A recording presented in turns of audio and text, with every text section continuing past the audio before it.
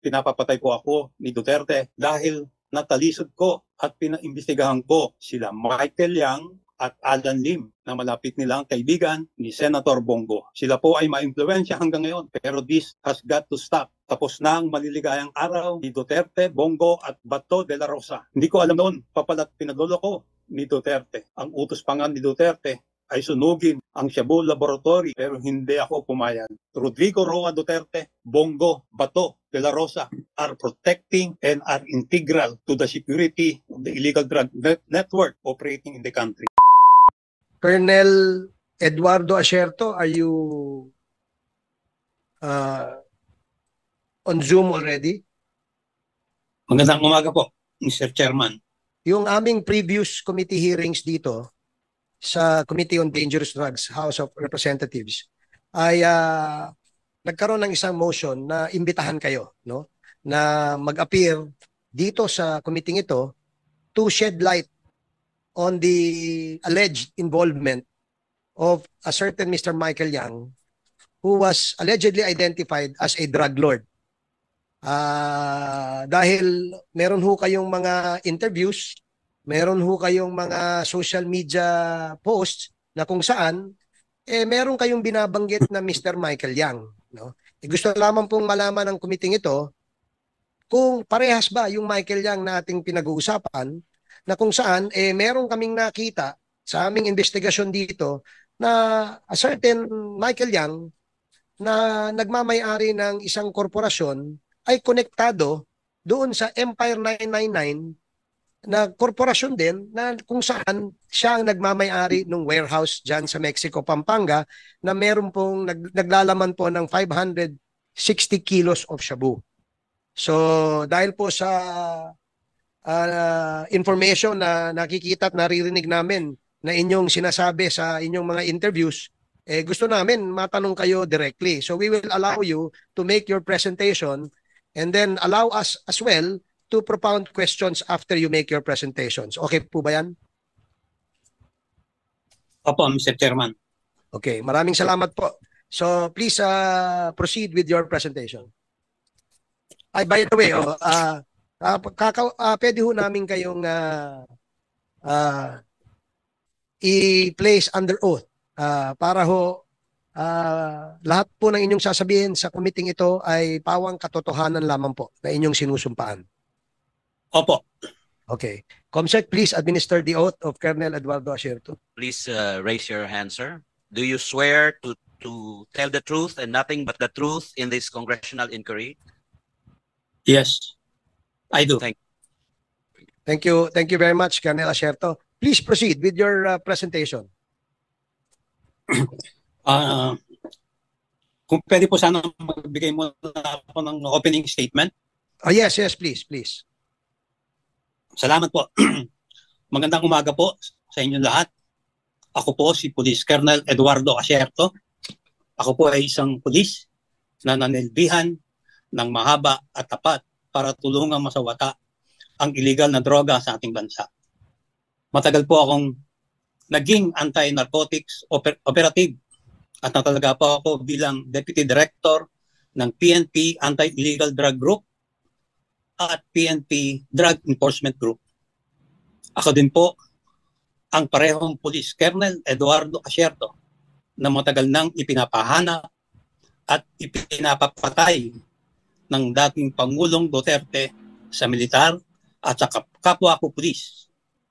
Pinapapatay po ako ni Duterte dahil natalisod ko at pinaimbestigahan ko sila Michael Yang at Alan Lim na malapit nilang kaibigan ni Senator Bongo. Ako po at kasamahan kong si Police Captain Lito Perote ang nakadiskubre ng mga illegal na aktibidad at gumawa ng report tungkol kay Michael Yang at Alan Lim, mga personalidad sa illegal na droga na laging nakikitang nakasama ni Pangulong Duterte at Senator Go. Yung kasamahan ko pong si Police Captain Perote ay dinukot po sa lobby ng isang hotel sa Bacolod ng 5 armadong kalalakihan na nakasuot ng bonnet at bulletproof vest. Meron din po silang mga lookout sa labas. Hindi na po makita hanggang ngayon si Perote. At malamang patay na si Perote. Matagal na po akong natatakot para sa aking buhay dahil ako ay pinapapatay ni Duterte. Sila po ay ma-impluwensya hanggang ngayon. Pero this has got to stop. Tapos na ang maliligayang araw ni Duterte, Bongo at Bato de la Rosa. Panahon na po siguro ngayon na magtiwala sa ating pamahalaan. Nakita ko po na sa panahon ni Pangulong Marcos, nagkaroon ng hustisya sa kaso ni Senator Laila de Lima. Nanalangin po ako na sana din magkaroon ng hustisya ang aking kaso at magkaroon ng accountability sa mga kasalanan ni Duterte, Bongo at Bato de la Rosa. Isama na rin natin si Aaron Aquino, si Oscar Albayalde at Wilkins Villanueva. Dapat na silang usigin ng batas. Dapat malaman ng tao ang kanilang kasamaan. Panahon na ng paniningil. Gusto ko pong ilinaw ang aking mga nalaman sa atraso sa bayan nila Duterte, Bongo at Bato de la Rosa. Gusto ko din pong bigyan linaw ang mga akusasyon na ibinabato nila sa akin ni Duterte at mga kampo nito. At upang ipaliwanag sa mga kapwa ko Pilipino kung gaano tayo niloko sa mga kasinungalingan ng gobyernong Duterte. Una sa lahat, huwag sana kayong maniniwala sa mga ipinupukol sa akin ng mga kasinungalingan. Hindi po ako protektor ng sindikato ng droga. Hindi ako kidnapper. Wala akong dinukot o pinaransom ng mga drug personalities. Lalo na ang mga Chinese. Hindi ako involved sa pagdukot at pagpatay sa Koreanong si Jing Ik-yo. Hindi ako nag-smuggle ng AK-47 at lalong hindi ako nagbigay ng baril sa NPA. Hindi ko inagaw ang search warrant operation sa Dongboy Laboratory. Mamaya bibigyan linaw ko ang mga intelligence report ko. Ang dahilan kung bakit ako ginigipit ni Duterte. At bibigyan linaw ko din yung grade namin sa Davao noong gabi ng December 31, 2004. Hindi ko alam noon papala tayo pinagloloko ni Duterte. Ang utos pa nga ni Duterte ay sunugin ang Shabu Laboratory pero hindi ako pumayag. Sinabi ko na ito dati. Ako ay nalulungkot kasi umabot ng ilang taon bago ko maihalad ang aking panig. Noong 2017, lumapit ako sa Senado kay Senator Gordon noon upang ilantad ang aking intelligence report. Pero imbis na ako ang pakinggan, itinago lang ang aking report at hindi isinapubliko. At ako pa ang pinalabas na protektor ng droga sa report ng Senate Blue Ribbon. Hindi siya nakinig sa akin kung ano man ang dahilan niya dahil sa pagsiksik niya noon kay Duterte. Si Duterte ang pinanigan niya dahil sa kanyang railroaded Senate investigation laban sa akin. Ako ay wrongly nadiin at ako ay kinasuhan. Ginawa akong drug lord kahit ako ay nagtatrabaho lamang. Sa totoo lang, kung hindi itinago ang intelligence report ko kay Michael Yang at Alan Lim, baka hindi nangyari ang korupsyon ng Parmali. Walang nanakaw na pera ng bayan. Hindi nalagay sa panganib ang buhay ng mga healthcare workers dahil sa delayed, substandard o expired na face mask at face shield. Baka hindi sana maraming namatay na Pilipino. Napakaswerte nila Michael Yang at Alan Lim. Hindi nila kailangang idepensa ang sarili nila. Kasi si Atty. Duterte at mga alipores niya ang abogado at tagapagtanggol nila Wala po akong planong magtago o tumakas o hindi panindigan ang aking intelligence report. Tatlong beses po akong umattend sa Senate Blue Ribbon hearing. Noong una, may catheter pa ako noon. Yung pangalawa, late afternoon, sa opisina ni Senator Gordon sa Blue Ribbon. Ibinigay ko kay Senator Gordon ang report tungkol kay Michael Yang at Alan Lim. May mga stenographer doon at napakaraming abogado at staff ni Senator Gordon. So may hearing na nangyari doon. At nag-oath ako doon. May minutes pa nga yun, hearing na yon.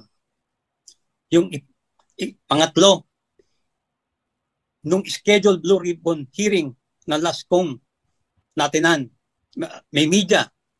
Subalit hindi ako tinanong ni Senator Gordon sa hearing na yon tungkol sa aking intelligence report. Sa mga sumunod na hearing, hindi na po ako naka-attend dahil ipinapapatay na ako at takot po ako para sa aking buhay. Tao lang po ako. Siguro naman po ngayon, nakikita nyo na nagsasabi ako ng katotohanan at lumalabas na ang katotohanan at ang kawalang hiyaan ni Duterte. Sana ma-dismiss na po yung kaso na ipinail laban sa akin. Hindi po ako drug lord. Sina Michael Yang at Alan Lim at yung mga protector nito na sila Albayalde, Aaron Aquino, Wilkins Villanueva, Bato de la Rosa, Bongo at Presidente Duterte. Tuloy po ang paghahanap sa akin para patayin upang itago ang katotohanan. Maaring mapatay nila ako, pero ang katotohanan ay hindi mapapatay o maitatago. Nakikiusap po ako sa taong bayan. Magising at mamulat na po tayo sa mga kasinungalingan at korupsyon ng gobyernong Duterte. Kapag namulat ka na sa katotohanan, kasalanan na ang kumikit. At sana panagutin na po natin si Duterte, si Bongo, si Bato de la Rosa, si Aaron Aquino, Wilkins Villanueva at Oscar Albayalde sa kanilang mga kasalanan sa bayan. Handa po akong tumulong para sila ay mapanagot. Umasa po ako na sa administrasyon ni Pangulong Marcos ay magiging accountable na ang mga tunay na nagkasala sa bayan. Si Duterte, Bongo at Bato de la Rosa.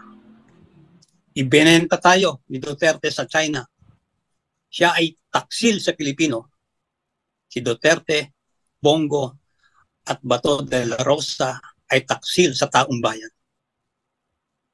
Bago po ako magpatuloy, gusto ko lang po ding ilahad sa inyo na yung mga kasama ko sa trabaho na humarap sa Senate Blue Ribbon hearing, si Captain Perote, si Master Sergeant Jerry Liwanag, kasama na din si Director Pajardo, lahat ay patay na.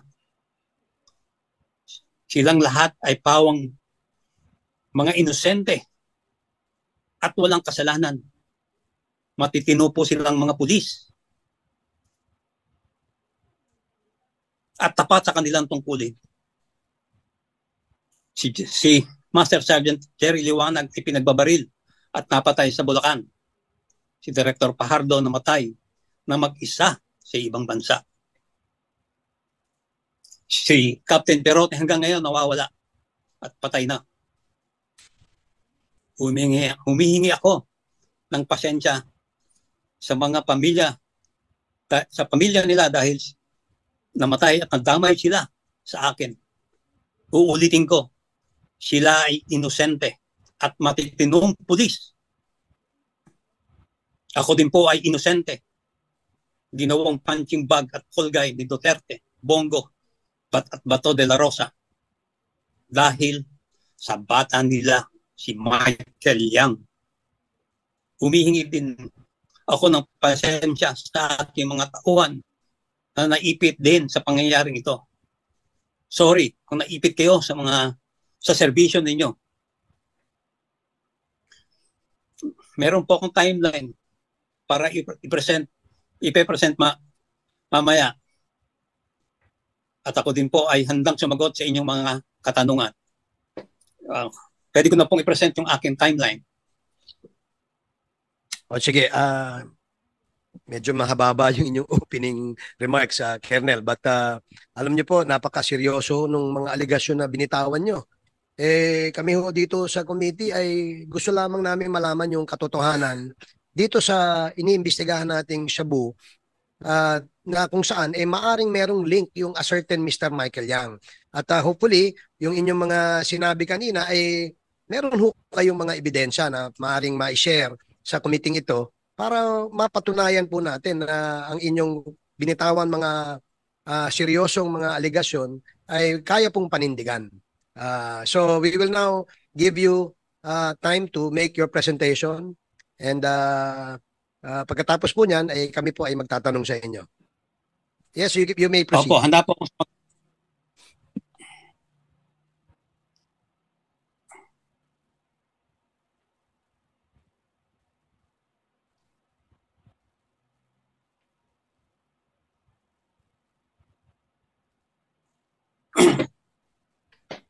Magandang umaga po uli. Ito po yung aking timeline. Sisimulan ko po ito dun sa December 31, 2004, kung saan ni-raid namin yung Shabu Laboratory sa Davao, sa Domoy. Nung panahon na yon, ang identified lang namin ay si Alan C. Kasi siya yung lagi nagpupunta sa laboratory. Si Johnson Chua, na identified na owner at financier, ay hindi namin nakikita na pumapasok sa laboratory. Pero yung bahay niya, alam namin kung saan, sa Davao City. Pero during that time, hindi namin siya kilala.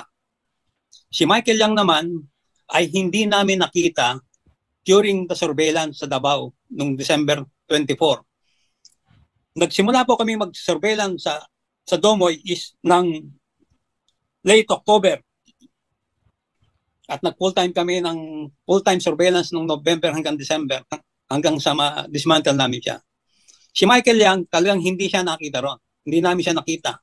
Kasi ang participation ni Michael Yang during that time is siya ang sumalubong ng 2 container ng mga equipment at chemicals na galing ng Pulyok Port sa Cotabato City. Siyang tumanggap, siya nag-ayos, at siya nag-atid sa iba-ibang lugar. Hinatid niya sa Cagayan de Oro at doon sa Domoy. Yan ang participation ni Michael Yang sa Davao Laboratory noong 2004. Noong April 2016, una kong narinig o unang nireport sa akin ng aking asset, si Michael Yang. Ipinakita sa akin ng aking asset yung picture ni Michael Yang, ni Duterte at ni Bongo sa loob ng eroplano. Yung pong nakikita nyo, yan po yung picture na pinakita niya sa akin. Ang sabi niya sa akin dito is si Michael Yang is laging kasama si then presidential candidate Duterte at si Bongo. Nung tinanong ko kung sino si Michael Yang, ang sabi niya, si Michael Yang ay kasama sa Davao Laboratory. Nung makuha ko yan, April 2016, hindi ko masyadong inintindi kasi eleksyon. Pinabayaan ko lang yung information na yon. Pero, at kasama dun sa informasyon na binigay niya, is si Michael Yang ay kasama niya si Alan Lim lagi, o alias Ayong. Silang dalawa ang patuloy na nagtatrabaho sa illegal na droga. At sinabi rin niya na si Alan Lim o si Lee Wen-tiong o Wen Li Chen ay involved sa na-dismantle na Shabu Laboratory sa Cavite noong 2003. So ang ginawa ko is kumuha ko ng ebidensya. Ang ebidensya, ang nakuha ko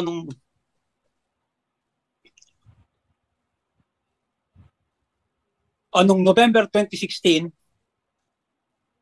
alam na ni Chief De La Rosa during that time na si Michael Yang at Alan Lim ay may involvement sa droga.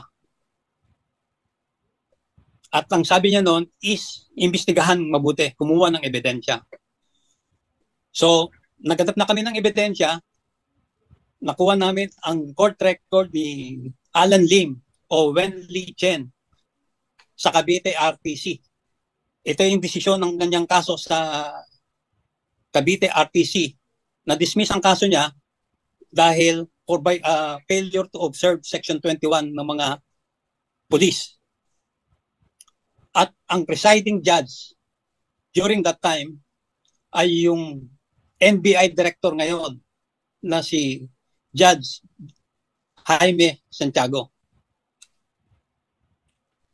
At during sa validation na ginawa ko, inutusan ko si Captain Perote na maghanap ng tao na pwede pang mag-validate doon sa impormasyon na binigay sa amin ng asset. So noong August 10 to 12, bumiyahe kami ni Captain Lito Perote sa Davao City at kinausap namin nung isang informante para matanong kung anong involvement ni Michael Yang sa Davao raid. Nakausap namin siya, pinakitahan namin siya ng mga pictures ng iba-ibang litrato ng Chinese at nung nire-review niya yung mga pictures, isa sa mga itinuro niya ay si Michael Yang. Pero ang sabi niya, Sir, yan si Dragon. Sabi ko, bakit Dragon ang tawag mo? Sir, may tattoo yan sa likod ng Dragon.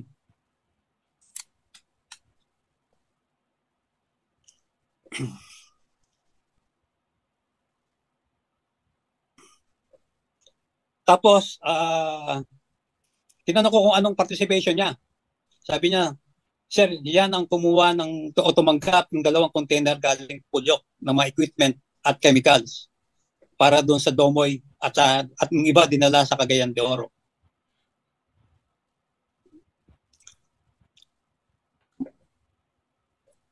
Sa huli, sinabihan namin yung informant na yon na patuloy na maghanap pa ng impormasyon tungkol kay Michael Yang. So, bumalik kami ng Maynila. Pagbalik namin sa Maynila, by September tumawag yung asset sa amin o tinawagan nila dito yung asset namin para tanungin kung ano yung na-discover niya. Ang sabi niya, Sir, si Michael Yang pala ay malapit kay Presidente Duterte Bongo. Nakakatakot naman yata itong pinagagawa ninyo. Sabi ko, huwag kang matakot, hindi man kita susunugin. So talagang na-confirm na si Michael Yang ay talagang malapit kay Presidente at kay Bongo. So gumawa na ako ng report. Ibinigay ko ang report ko noong September 2017 sa director ng Drug Enforcement Group para ibigay kay Chief PNP De La Rosa. Pero ito yung panahon ng Marawi siege. Hindi niya naibigay at siya ay na-relieve at ginawa siyang regional director ng ARM, ng BARD. So, ibinalik sa akin yung report. Hinawakan ko lang. Then, nung December 2017, nalaman ko na si Alan Lim ay iniimbestigahan din ng anti-kidnapping group dahil sa involvement sa kidnap o ransom ng mga Chinese sa mga Pogo. Ang report noon kay Alan Lim is alias Ayong. Kasi si Alan Lim, ang dami niyang pangalan. Si alias Ayong ay siya ang nagpapacilitate ng payment ng mga ransom. Parang umabot na sa 120 million yung na-facilitate niyang payment. At nung second week ng December, nag-report ako, kinausap ko si General Cascolan at inireport ko sa kanya about yung aking report. Kasi sinabi ko sa kanya, mukhang hindi naman totoo yung war on drugs. Sabi niya, bakit? Kasi mayroong drug personality na malapit kay Presidente. Sinabi ko sa kanya na meron akong report at kinuha yung report ko. Ibinigay ko sa kanya the following day. Then, nung mga bago mag-Christmas, nalaman ni General Bato de la Rosa na meron akong report about Alan Lim. Ipinakuha niya yung report kay General Cascolan. So, alam na ni General Bato de la Rosa bago magpasko ng 2017 ang report ko. Pero wala akong nalaman o wala siyang official na ginawa. Pero nakarating sa akin, mayroong nag-report sa akin na kinonfront ni Chief PNP Bato de la Rosa si Alan Lim.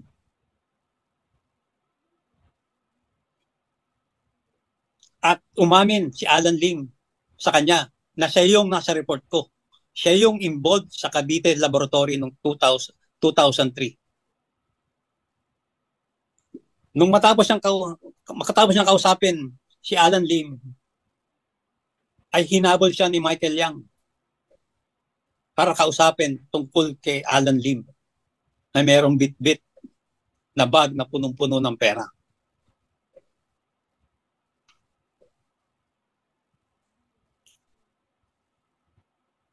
Bago mag-New Year, nagbigay din ako ng report, the same intelligence report kay Director Pajardo para ibigay kay Director General Aaron Aquino. Nung January, first week of January, ipinatawag ako ni DG Aquino para i-discuss ko sa kanya ang report. At in-explain ko sa kanya ang report. Kung paano ko nakuha, kung paano ko na-develop yung intelligence report, ano yung mga ebidensya, yung warrant, pati yung court record ni Alan Lim. At ikinuwento ko sa kanya yung ginawa ni Bato de la Rosa sa aking report. At ang sabi niya is, maniwala kang hindi niya tinanggap yun. Then, nung February 2018, command conference sa Cebu. Gabi, nung tinawagan ako ni DG Aquino para informahan ako na naibigay niya na ang report ko kay Sap Bongo. At ang sabi niya is mag-prepare ako at kakausapin ako ni Bongo. Pero hindi ako kinausap ni Bongo. Walang nangyaring meeting.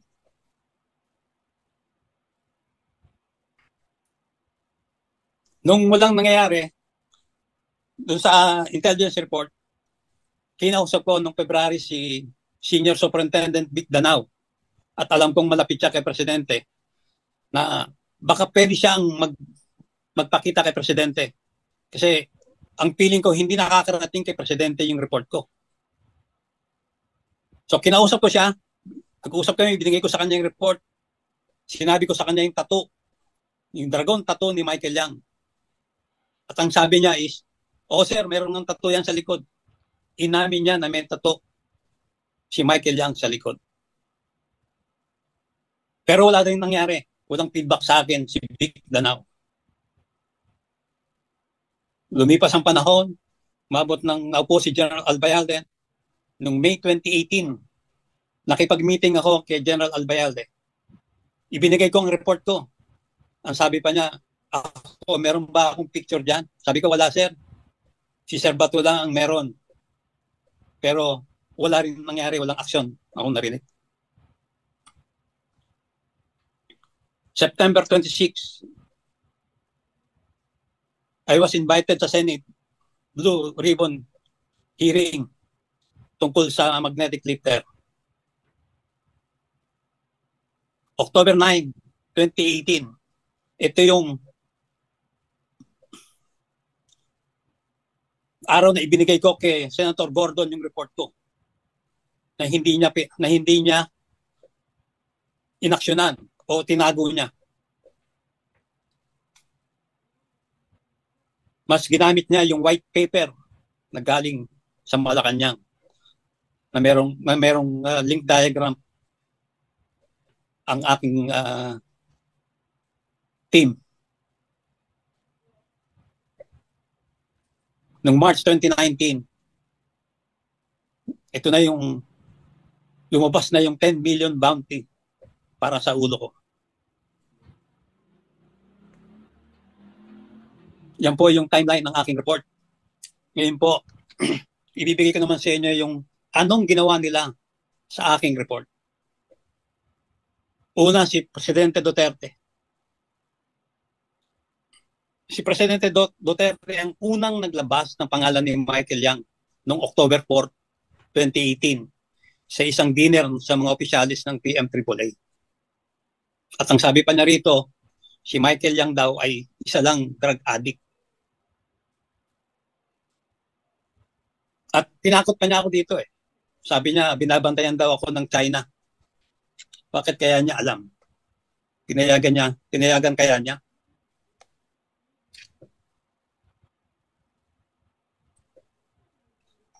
Then, meron siyang okasyon sa South Cotabato.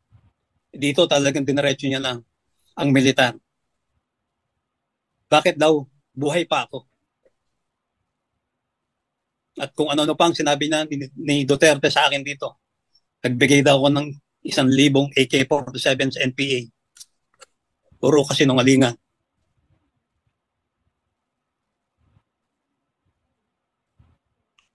Alam ni Duterte ang report ko as early as January o December 2017 pero wala siyang response. Hindi niya inaksyonan. At nung mabalitaan nilang lalabas ang report sa Senate hearing, siniraan nila ako.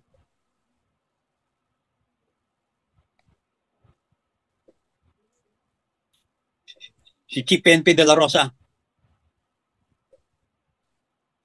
nung makita yung report ko, yun, kinompront niya si Alan Lim personally. Inamin ni Alan Lim na siya yun. Kaya hinabol siya ni Michael Yang para kausapin. At sabi pa ni De La Rosa na nakausap niya ako noong 2016 about Michael Yang. Hindi kami nag-usap ni Chief De La Rosa about Michael Yang noong 2016. Ni minsan hindi kami nag-usap ni Chief De La Rosa tungkol kay Michael Yang. At wala din siyang ginawang aksyon dun sa report ko. Itinago din niya yon.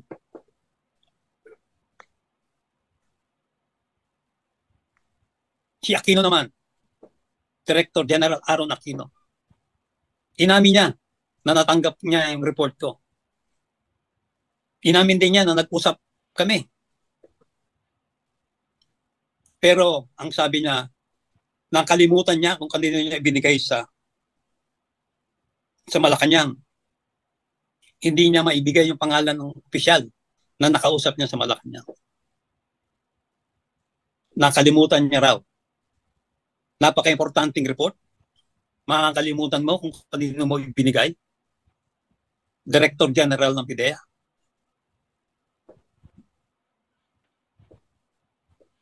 Pero nung huli, inamin din niya na ibinigay niya ang case. Kay Bongo ang report ko. Si Bongo naman, ang ginawa niya, nagpagawa siya ng white paper laban sa amin. At ang suspecha ng grupo namin, si Colonel Ferdinand Marcelino ang gumawa ng white paper. Naglabas ng white paper na walang pirma. Pero yun ang pinaniwalaan ni Senator Gordon.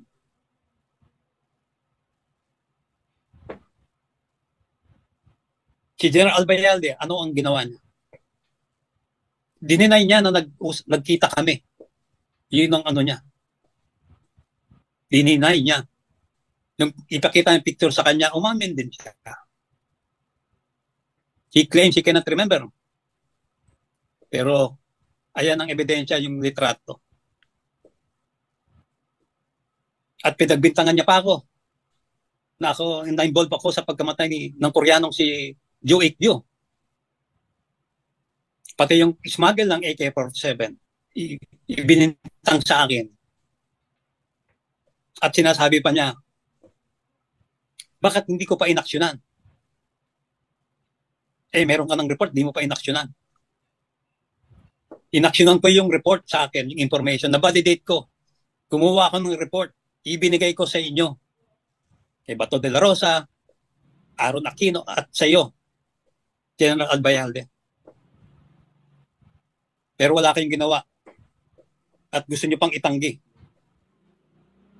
Si Wilkins Villanueva, classmate ko ito. Kasama ko nag-operate sa Davao.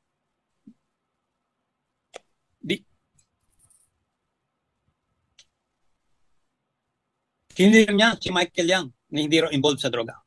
At si Alan Ling, nung talk to the people ni Duterte. Sabi niya, nung investigation, nung 2004, sa Davao, walang Michael Yang. Talagang walang Michael Yang. Kasi ang investigation, surveillance, nag-start ng October, November, hanggang December. Ang participation ni Michael Yang sa Davao is yung tumanggap, siya ang nag-receive ng 2 container ng chemicals at equipment noong August. So talagang hindi namin siya makikita. At nalaman ko lang ang pangalan ni Michael Yang is noong April 2016. Si Alan Lim naman, sabi niya, hindi din involved sa illegal drug. At meron daw binigay na certification ng BI. Talagang walang Alan Lim. Kasi ang tunay na pangalan, ang ginamit ni Alan Lim sa Cavite ay Wenlei Chen. Hindi talaga magtutugma. Tapos, naging expert siya sa photo analysis. Sinabi niya yung picture ng mugshot ni Alan Lim noong 2003. At yung present ng 2016 ay malayo daw dahil lang sa ilong. Hindi sila nag-usap ni Chief Bato de la Rosa kasi si Chief de la Rosa nakausap niya si Michael Lim. Talagang pinagkaisahan nila ako.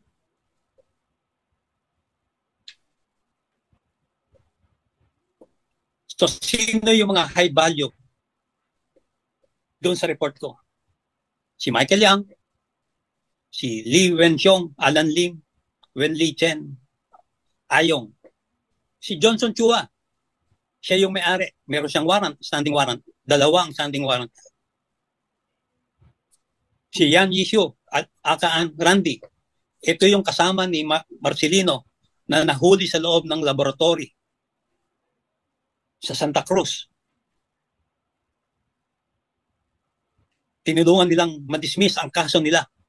Tinulungan ng Administrasyong Duterte madismiss ang kaso ni Marcelino at saka ni Alias Randy. Ito yung mga taong high value target talaga. Pero wala silang ginawa. So ang aking analysis dito is President Rodrigo Roa Duterte, si Bongo, Bato de la Rosa, Oscar Albayalde, Aaron Aquino, Wilkins Villanueva, pinotat binibigyan nila ng proteksyon si Michael Yang at si Johnson Chua at Alan C. 2004 pa lang, protected na pala itong sila Michael Yang at si Johnson Chua. Hindi malayo nakilala rin ni Presidente Duterte at Bongo itong si Johnson Chua at si Alan C. At ngayong 2016 at hanggang ngayon, ang partner ngayon ni Michael Yang ay si Alan Lim o si Lee Wenxiong na involved doon sa drug bust sa Cavite. Inimbestigahan ng AKG. At ngayon, lumalabas na involved sa droga, sa pogo at parmali. Ito yung mga taong pinotektahan nila. Ngayon po, nagbibigay po ako ng aking obserbasyon at assessment dun sa war on drugs. Kasi ang war on drugs is a cover-up yung Command Memorandum Circular number 16 o double barrel. Ang pinakaano lang niya, ito yung pinaka mission, intent ng double barrel. The PNP intends to equally address illegal drug problems in the barangays and at the same time pursue the neutralization. Dito pa lang malina eh. Dapat dito prosecution of illegal drug personalities as well as the backbone of illegal drug network operating in the country.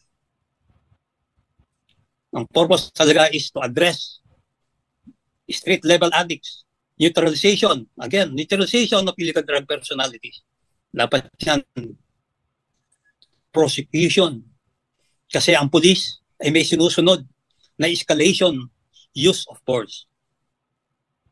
Talaga ang intent, kumbaga is sa lingwahe ng mga uniform service, ang commander intent ng circular double barrel is neutralization, patayin.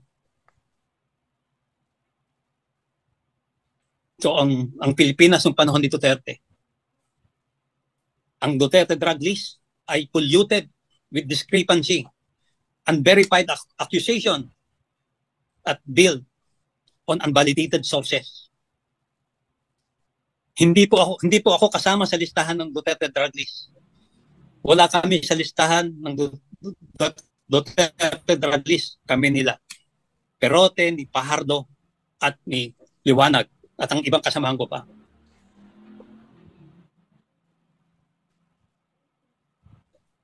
Puro EJK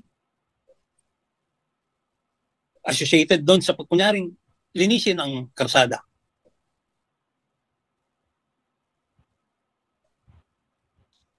Questionable charges on anyone that speak out against the system. Ako yung pinaka-example dito. Hindi lang ako, marami. Questionable operations. Protecting the Bureau of Customs as the entry point to the large volume of illegal drugs. Kung matatandaan nyo yung floating cocaine in the Philippines waters ng 2019. Sabi ni Director General Aquino at that time, yung floating cocaine daw ay decoy o diversionary tactics to mislead the authorities. Sinasabi ng ayaw na raw gamitin ng sindikato ang Bureau of Customs kasi may higpit na raw sa mga ports natin. Pero ang sabi ng Australian Federal Police, yung floating cocaine recovered was said to be a part of the shipment that was thrown out to the sea by the drug syndicate to avoid the apprehension of Australian police. Pangalawa, seizure sa Cavite, sa Alabang at Cavite.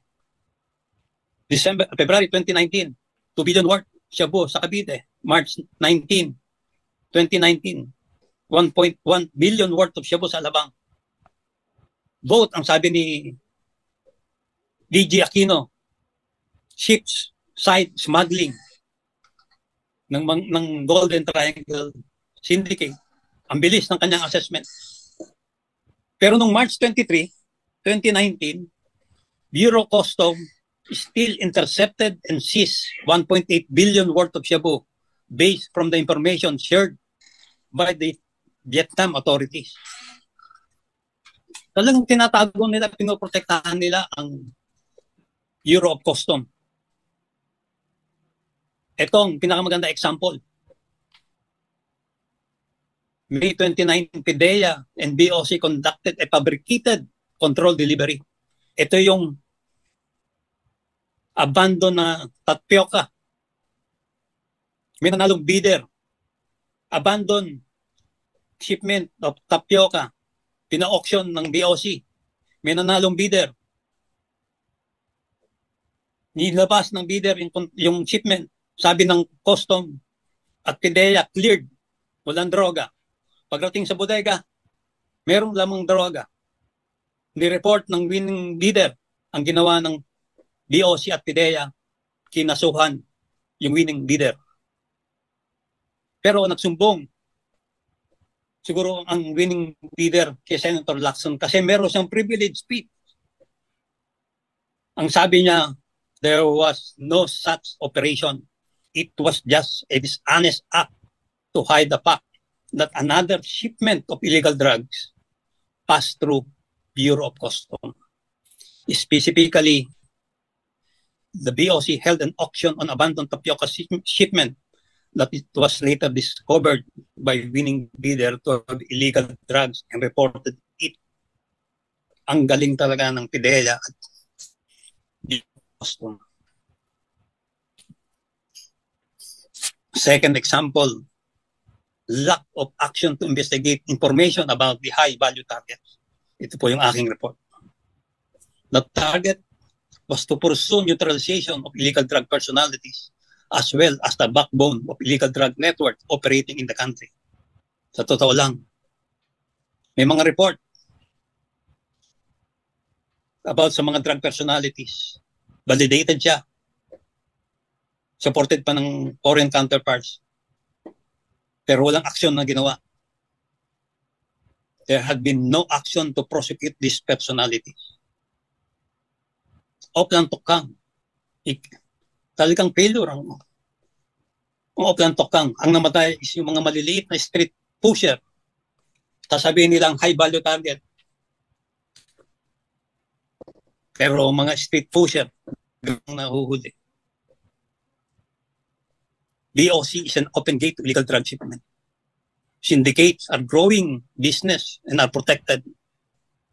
So, therefore, Rodrigo Roa Duterte, Bongo, Bato de la Rosa are protecting and are integral to the security of the illegal drug network operating in the country. They allow the entry of large volume of illegal drugs through our ports and supported the syndicates by defending them, targeting those that goes against them, and play them to true justice. These are my facts based on my personal experiences, information gathered, and assessment as an experienced anti-narcotic operator for 2 decades. To the long gray line. Alam kong gusto nyong i-challenge ako. Ang sagot ko sa inyo, all right, sir. Maraming salamat po, Mr. Chairman. Umani naman ito ng iba't ibang reaksyon mula sa ating mga netizens. Ayon kay Steven Daulong, sir, nagbabasa naman kayo. Kung totoo yung sasabihin mo, dapat wala po kayong papel ng binabasa kasi nga alam ninyo, di ba? Pahayag naman ni Reginald Gomez, kahit anong paninira mo or ninyo sa mga Duterte, mas lalo mo lang or ninyo pinapasikat ang mga Duterte. At ito naman ang saloobin mula sa ating kababayan na si Princess Cyril Tamayo. Naku! Magkano kaya binayad nito? Nagbabasa habang nagsasalita, galing mo naman magbasa. Mga kababayan, feel free to comment below para maglabas ng saloobin sa balitang ito.